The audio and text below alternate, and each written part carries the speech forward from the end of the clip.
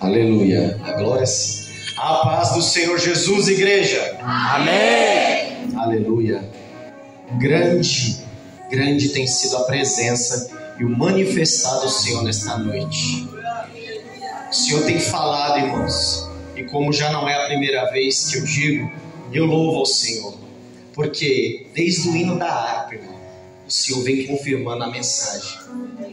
E muito me alegra o meu coração quando o Senhor confirma a mensagem, porque, como eu também já disse outras vezes, uma das maiores preocupações daquele que traz a mensagem é: será que é isso que Deus tem para falar com a igreja? Será que é isso que o Senhor tem? Porque nós não queremos falar o que nós queremos, mas aquilo que o Senhor tem para a tua igreja. E aquele que esteve durante todo este culto atento à mensagem do Senhor, porque essa é uma conclusão. O Senhor, ele fala desde o início do culto, desde o início da harpa.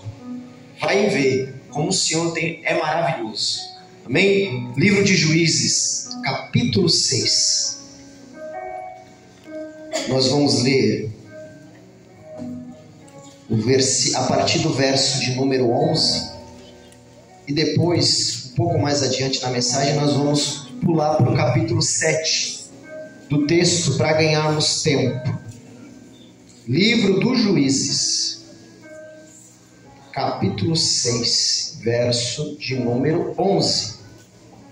Nós vamos falar acerca da história de um homem que é muito conhecido pela igreja, Gideão. Aleluia. Amém? Amém. Diz assim o verso de número 11: Então o anjo do Senhor veio e assentou-se debaixo do carvalho que está em Ofra, que pertencia a Joás, a Birezita. E Gideão, seu filho, estava malhando o trigo no lagar, para o salvar dos midianitas. Então o anjo do Senhor lhe apareceu e lhe disse: O Senhor é contigo, varão valoroso. Mas Gideão lhe respondeu: Ai, Senhor meu, se o Senhor é conosco, por que tudo isso nos sobreveio? E que é feito de todas as suas maravilhas que nossos pais nos contaram, dizendo: Não nos fez o Senhor subir do Egito? Porém agora o Senhor nos desamparou e nos deu na mão dos midianitas. Então o Senhor olhou para ele e disse: Vai nesta tua força e livrarás a Israel da mão dos midianitas. Porventura não te enviei eu? E você se assenta glorificando o nome do Senhor. Aleluia. Glória a Jesus. O Senhor é maravilhoso. Que palavra poderosa. Para que você entenda aqui o contexto, eu vou ser breve, irmão. Presta atenção para você não perder aquilo que Deus tem para falar, para você não voltar vazio. Presta atenção. Gideão estava malhando trigo no lagar para o livrar dos midianitas. Porque o midianita, que Deus tinha permitido assolar o povo de Israel, que era um exército maior, em toda a época de colheita, eles vinham a Israel e destruíam toda a colheita, ao ponto do povo de Israel ficar na miséria. Tudo aquilo que a terra produzia de mantimento, em que se trabalhava, em que se plantava, os midianitas vinham. Em que tempo, Danilo? Na época da colheita. Na hora do fruto, de colher aquilo que você plantou, aquilo que você regou, aquilo que você trabalhou um ano inteiro, muitas das vezes. Aí na hora de você pegar aquele fruto maravilhoso da terra, os midianitas vinham e roubavam, e destruíam, e não deixavam nada. De maneira que o povo de Israel fugiram para as montanhas e se escondiam em cavernas. Então Gideão estrategicamente decide malhar o trigo no lagar. Mas o lagar não é o local ideal, propício para se malhar o trigo. Lagar é um lugar onde se produzia vinho, onde se amassava uva. Lagar é um lugar fechado. Imagine um cômodo, um quarto.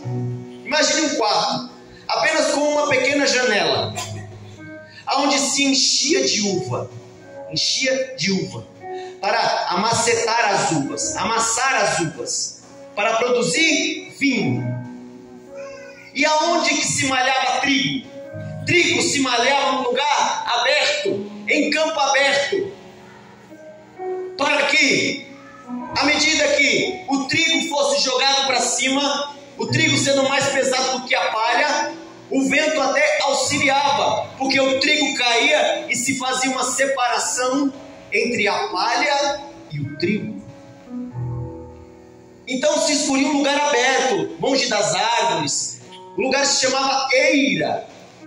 Eira é o lugar ideal para se malhar trigo, não um lagar. Quem entendeu diz amém.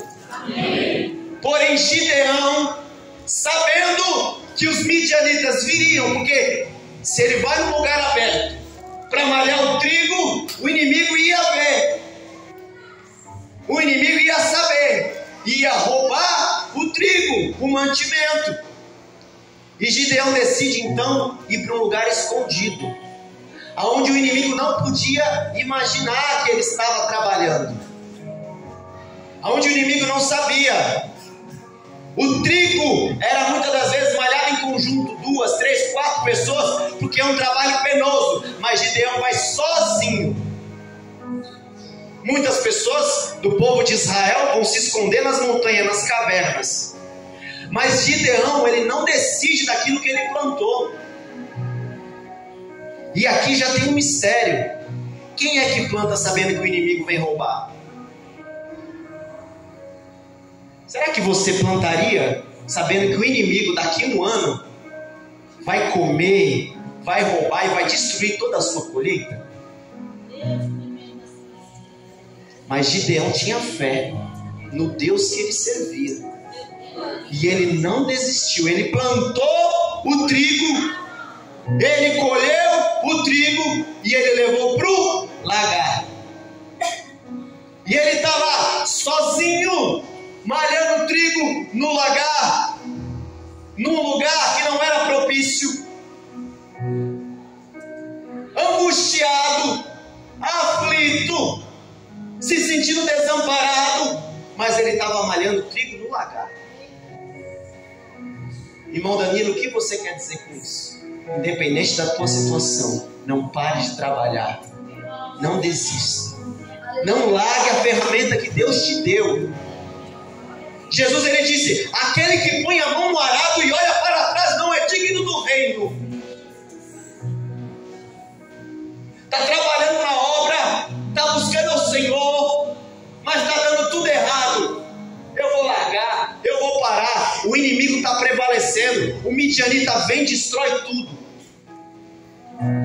Mas Gideão continuou malhando trigo no lagar. A Bíblia não informa quanto tempo ele estava ali, mas a Bíblia vai dizer que o anjo do Senhor se assenta debaixo do carvalho. Ele se assenta e começa a observar Gideão malhando trigo.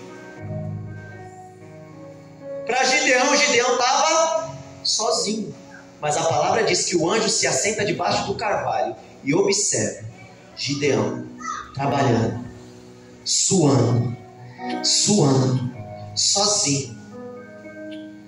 E o anjo estava observando. Quando você pensa que trabalha só, o Senhor te observa. A palavra do Senhor nos diz que não há nada oculto aos olhos do Senhor. Antes, todas as coisas são nuas e patentes aos olhos daquele que temos que dar conta. Meu Deus! Tudo é nu e patente Até o teu pensamento Deus conhece. Ele observa e ele vê tudo. O anjo observava Gideão trabalhando, mas Gideão não sabia que Deus estava observando. Eu não sinto que Deus está vendo. Parece que o meu trabalho é em vão. O Senhor está observando. O Senhor está observando a tua luta. O Senhor está observando o teu esforço. O Senhor está vendo a sua dedicação.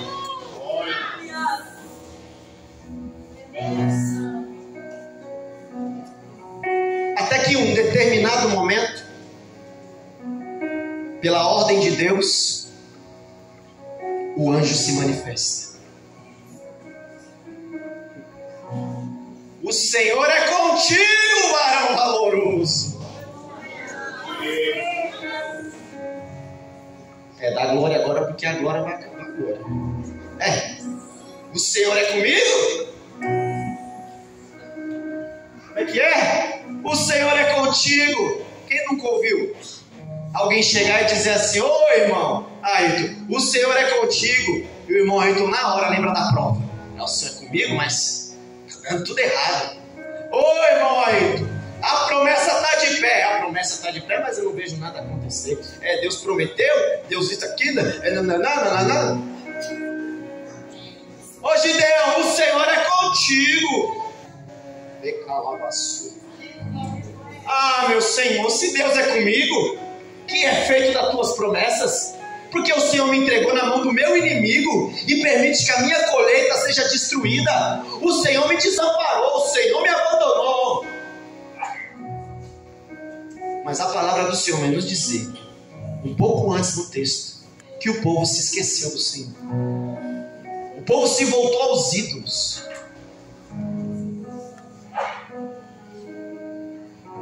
E por isso Deus permitiu todo esse vento no Israel. Guarda isso. Entenda a mensagem. Às vezes você paga preço por coisas que não foi você diretamente que fez. Gideão não negou o Senhor, mas o povo negou o Senhor. Quem entendeu? Eu não fiz nada, Senhor. Mas existe o pecado, existe o erro, existe a falha. Deus permitiu, porque o povo havia pecado. Mas ainda assim, Deus foi até Gideão, que se manteve fiel, que continuou pelejando, malhando trigo no lagar. Fale para o seu irmão: continue malhando trigo no lagar. Você pode não ter a melhor ferramenta, a melhor tecnologia. Você pode não ter o carro do ano. Meu Deus. Você pode muitas das vezes vir para a casa do Senhor não da forma que você queria vir. Queria vir de carro, mas não tem o carro. Vem com moto. Não tem a moto, vem a pé. Mas vem para a casa do Senhor, continua malhando trigo no lagar. Faz o que você pode com aquilo que você tem, até que Deus provê o melhor sobre a tua vida. Não, mas aí quando Deus fizer um milagre, aí eu vou servir. Quando Deus te comandará a subir, assim diz o Senhor, porque muitos dos meus servos, quando meu marido se converter, eu vou servir. Quando meu filho estiver na presença, eu vou fazer, porque assim não dá para fazer a obra. Nada mandou de comandância, mas o Senhor chamou, foi você, Gideão.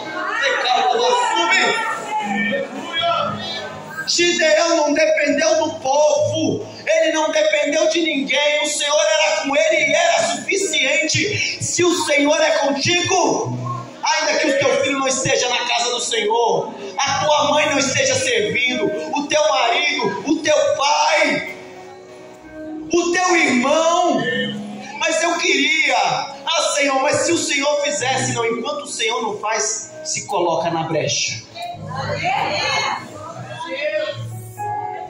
Se coloca na posição. Não pare de fazer o serviço do Senhor. Continua, porque há um anjo debaixo do carvalho assistindo o teu trabalho. Há um anjo do Senhor que contempla o teu esforço.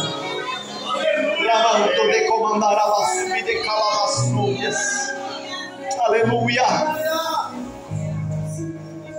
Nenhum sacrifício é em vão no Senhor. Ao teu tempo colheremos, se não houvermos desfalecido, diz a palavra. Ao seu tempo ceifaremos, se não houvermos desfalecido as nossas mãos. Porque se você parar de regar, se você parar de fazer a obra antes da colheita, não produz fruto. Não produz fruto. Pega uma árvore que está crescendo, e para de regar, para ver se vai produzir.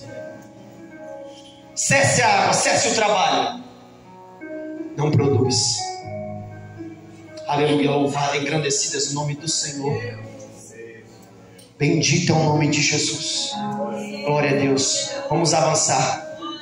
Aleluia.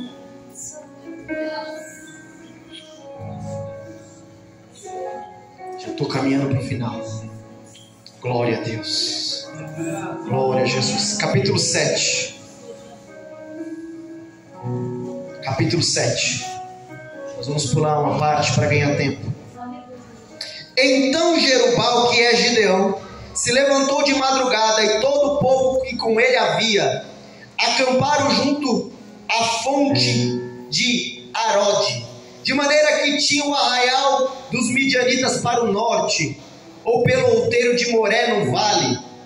E disse o Senhor a Gideão: muito é o povo que está contigo, para eu dar aos midianitas em sua mão, a fim de que Israel não se glorie contra mim, dizendo: a minha mão me livrou.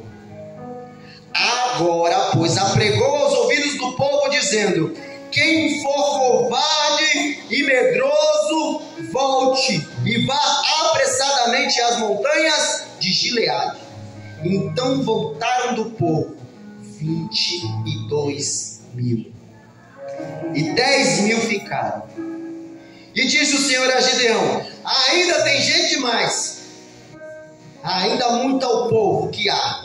Faze-os descer as águas, e ali os provarei. E há de ser que aquele que eu disser, este irá contigo, este irá. Porém todo aquele que eu disser, este não irá contigo, esse não irá.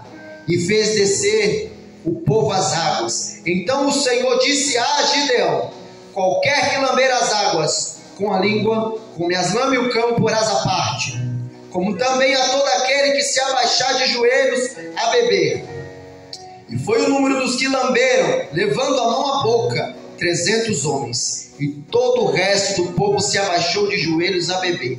E disse o Senhor a Gideão: com estes 300 homens que lamberam as águas, eu vos livrarei, e darei os midianitas na tua mão, pelo que toda a outra gente se vá, cada um ao seu lugar. Jesus vai dizer no capítulo 22 de Mateus que muitos são os chamados, mas poucos são os escolhidos. Essa palavra aqui, essa mensagem, simboliza nesse momento é Deus separando o joio do trigo. É Deus separando os guerreiros dos medrosos, dos covardes.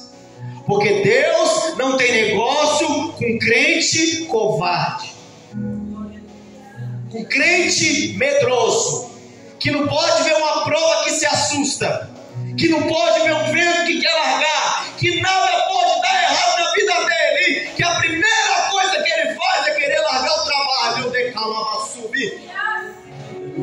É bater um ventinho. Ô pastor, não dá pra me ficar na mocidade mais não, pastor, não dá não.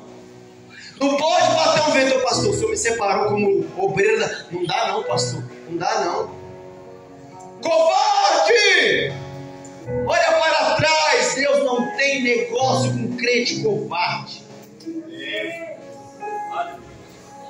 Deus tem negócio com quem tem coragem. Coragem não é ausência de medo. Coragem é quem vai com as pernas tremendo, mas vai. Porque muita gente fala assim: ah, eu não tenho coragem não, irmão. Se você está fazendo a obra, se você está encarando o inimigo, tu é muito corajoso.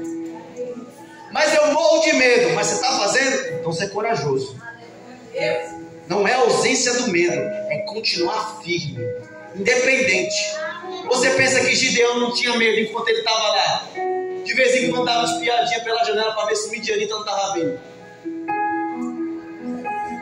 Ele separando ali o molho do trigo, que era o sustento. Imagina se o inimigo chega e descobre o esconderijo. Acabou. Todo o trabalho foi em vão. Ia dormir de barriga vazia. Mas ele não se acovardou. Ele confiou no Senhor e na sua palavra, e ele foi adiante.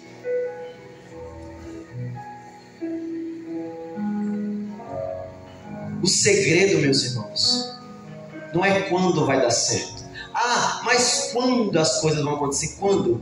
É quando você fala com o Senhor assim: Senhor, eu creio que vai dar certo. Eu não sei quando, mas eu creio, Senhor, que vai dar certo. O tempo é seu. O tempo é seu. E eu vou continuar fazendo até dar certo. E o diabo vai vir e vai soprar no teu ouvido e vai dizer: desiste. Você fala: não desisto não. Para! Eu não paro não. Larga! Não largo não. Mas já faz 1 ano, eu vou continuar. Mas já faz 2 anos, eu vou continuar. Mas já faz 3 anos, eu vou continuar crendo. Eu vou continuar fazendo.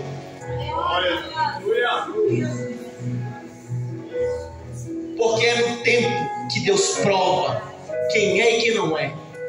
A maior provação, estão aqui os da minha retaguarda, o pastor Cláudio e os irmãos. A maior provação na vida de um cristão é o tempo. Quantos que serviram, que estavam de pé e que hoje estão no mundo, foram vencidos pelo tempo? Porque colocou diante do Senhor uma condicional. Senhor, está aqui, ó, eu vou te servir, tá? Mas o Senhor tem 2 anos para me dar a vitória. Ó Senhor, está aqui, ó. Mas o Senhor tem 5, ó, no máximo 5 anos. Passou de 5 anos, não quero mais servir. Colocou condicional. Agora quando você fala: Senhor, está aqui, ó, o Senhor conhece o desejo do meu coração. Para quanto que é o tempo? Não, no tempo do Senhor. Aí, meu irmão, aí você pode ter certeza que o céu abre a seu favor. É quando que é o tempo? É o tempo do Senhor. Não coloque tempo pro... Diga para o seu irmão: não coloque tempo para o Senhor. Para com esse negócio de ainda esse ano. Não, se Deus fizer ainda esse ano, amém. Mas se eu tiver que esperar mais 1 ano, eis-me aqui, Senhor. Aí sim é possível que Deus ainda esse ano faça. Aí sim é possível que ainda esse ano Deus o faça. Mas não é falando: Senhor, é até o final desse ano. Não, negativo. Louvado e engrandecido seja o nome do Senhor. Deus fez uma separação entre os covardes e os medrosos. Deus fez uma separação em quem estava preparado e não estava preparado. E aqui eu vou encerrar a minha mensagem. Sabe por que Deus ainda não fez? Sabe por que ainda não aconteceu? Porque ainda não está preparado. Deus não dá jeitinho brasileiro. Não importa quanto tempo está esperando. Se não está preparado, não recebe. Deus fez provação entre os covardes. Qual foi a segunda aprovação de Deus? Vamos ver quem está preparado. Aí Deus mandou descer até o lago. Aquele que descer para lamber igual um cachorro, água. Aquele que se ajoelhar, trazer a água à boca lamber, esse vou por parte. Esses que lamberam a mão foram os 300. Por quê? Eles iam para uma guerra. Deus precisava de soldados. Quem baixa para lamber assim, não entende nada de guerra. Você está lambendo assim, ó. O soldado militar é uma espadada, acabou. Mas o soldado atento, ele está morrendo de sede, mas ele não é afoito. Está morrendo de sede, mas ele chega no rio.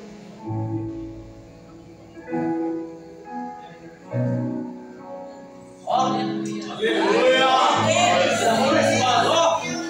E a mão na espada, e a mão na espada. Esse é soldado preparado. Agora, o crente afoito, ansioso, volta para o seu lugar, meu irmão, que você não está pronto ainda. Meu Deus! Chegou afoito, morrendo de sede, quase que se afoga, volta a cair de cara no meio da água.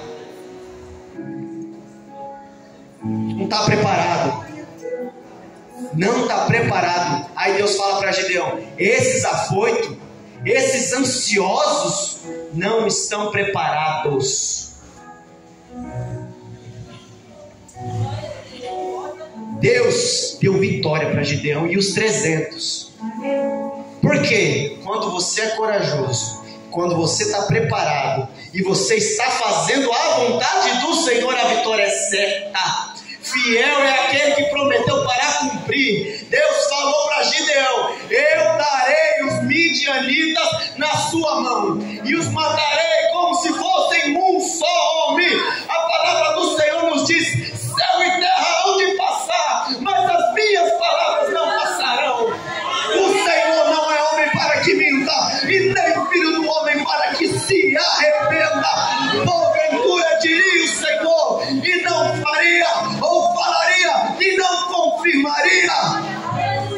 O Senhor fez uma promessa para Gideão: vai nessa tua força e eu vou dar os midianitas nas tuas mãos. Mas eu e 300, Senhor, é 300, porque eu não trabalho com quantidade, eu trabalho com qualidade. Se só tem você na sua casa orando, Deus vai entregar a família inteira se você se colocar na brecha. Se você se preparar, se você buscar, Deus vai dar na tua mão. Ele prometeu? Prometeu. Então se coloca na brecha e você vai ver Deus cumprir.